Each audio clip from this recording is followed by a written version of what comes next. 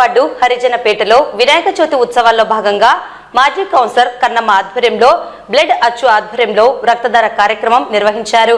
కార్యక్రమంలో ముఖ్య అతిథిగా ఎంహెచ్ హుస్సేన్ హాజరయ్యారు. రక్తదానం చేసేందుకు అధిక సంఖ్యలో స్వచ్ఛందంగా యువకులు పాల్గొని రక్తదానం చేశారు. ఈ సందర్భంగా బ్లడ్ అచ్చు మాట్లాడుతూ మాజీ కౌన్సిలర్ కన్నమ్మ వినాయక చవితిని పురస్కరించుకొని భక్తితో పాటు ఇలాంటి రక్తదాన సేవా కార్యక్రమాలు నిర్వహించడం చాలా మంచి పరిణామమన్నారు.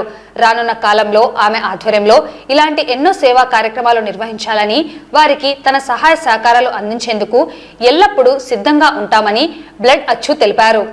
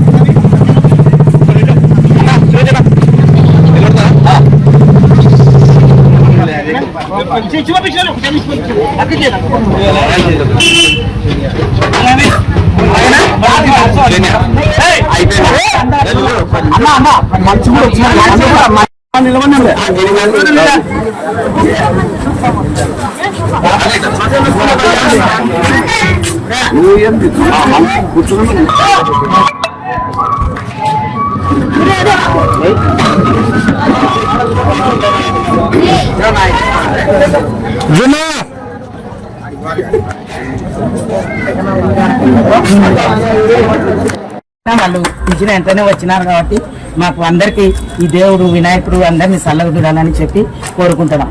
అలాగనే మాకు ఇచ్చిన దాదాలు మరి విశానన్న, దిలీప్ అన్న, మరి భవానీ, మరి వీళ్ళల్లో దాదాలు మాకు సాయం చేసినారు.